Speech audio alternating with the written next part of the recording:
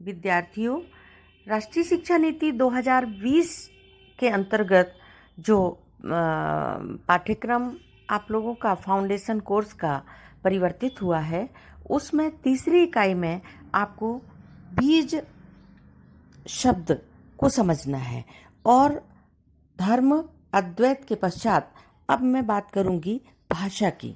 भाषा क्या है, भाषा किसे कहते हैं, और ये भाषा बीज शब्द अपने आप में कितनी सारी विशेषताओं को समाहित किए हैं। तो भाषा क्या है?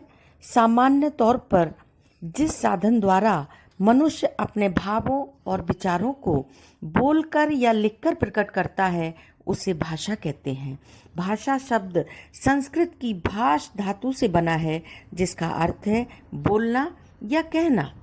महाभाष्य में भाषा का लक्षण बताते हुए कहा गया है कि जो वाणी वर्णों में व्यक्त होती है उसे भाषा कहते हैं। सुप्रसिद्ध व्याकरण कामता प्रसाद गुरु जी ने लिखा है कि भाषा वह साधन है जिसके द्वारा मनुष्य अपने विचार दूसरों के सामने भली भांति प्रकट कर सकता है और दूसरों के विचार स्पष्टतया समझ सकता है। देवेंद्रनाथ शर्मा ने भाषा विज्ञान की भूमिका में कहा है कि उच्चारित ध्वनि संकेतों की सहायता से भाव या विचार की पूर्ण अभिव्यक्ति भाषा है। अब ये भाषा क्या है? सम्यक अनुशीलन करने पर भाषा के संबंध में निम्नलिखित तथ्य प्रकट होते हैं, जो इस प्रकार हैं।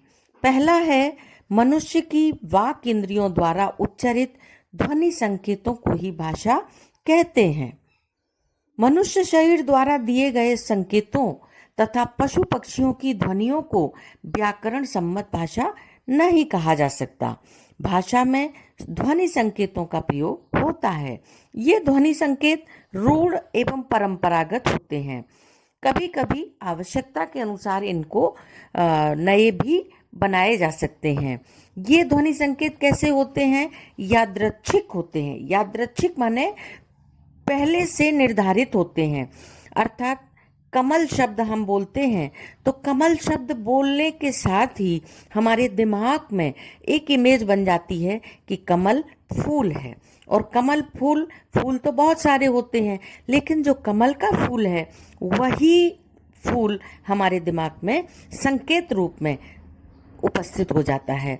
तो ये ध्वनि संकेत कैसे हैं? यादृच्छिक होते हैं।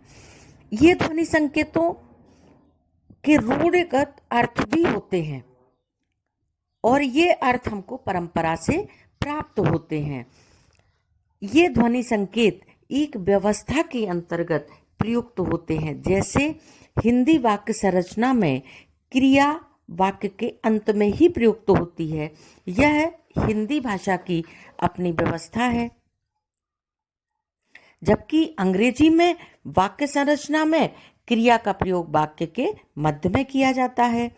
तो इस प्रकार एक भाषा समुदाय वाले ही इन ध्वनि संकेतों को प्रयुक्त करते हैं तथा समझते हैं। भौगोलिक रूप से निश्चित परिधि में रहने वाले लोग ही अपनी भाषा को बोलते तथा समझते हैं।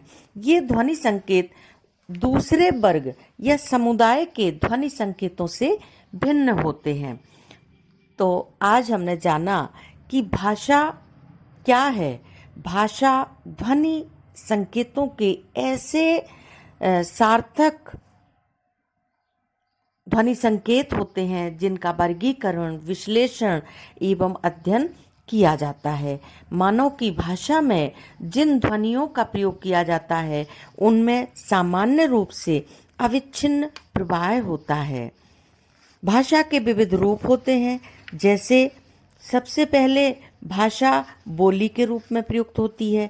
हम घर में जिस भाषा का प्रयोग करते हैं उसे बोली बोलते हैं। बुंदेलखंड में रहने वाले लोगों की बोली क्या है? बुंदेली है। ब्रज के आसपास के लोगों की बोली क्या है? ब्रज है। अवधी जो दिल्ली और मेरठ के आसपास हैं वो खड़ी बोली बोलते हैं। अवध क्षेत्र के लोग अवधी बोलते हैं।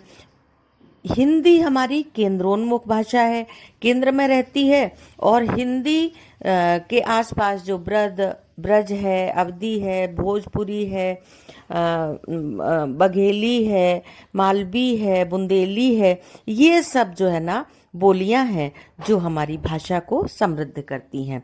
इसके बाद दूसरा है, बोली के बाद जो भाषा के रूप हैं उनमें विभाषा है, परिनिश्चित भाषा है, साहित्यिक भाषा है, विशिष्ट भाषा है, राजभाषा है, राष्ट्रभाषा, अंतर्राष्ट्रीय भाषा।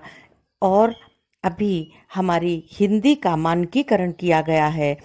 हिंदी को बहुत सहज सरल बनाया गया है, जिससे पूरे राष्ट्र में हिंदी को अहिंदी भाषी लोग भी जान सकें।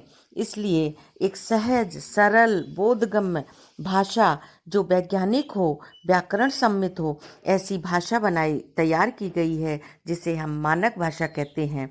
हिंदी भाषा का मानकीकरण करके इसको विश्व स्तर की भाषा बनाने का प्रयास हमारे यहाँ किया गया है। तो आज हमने जाना कि भाषा किसे कहते हैं, भाषा के कितने रूप हैं।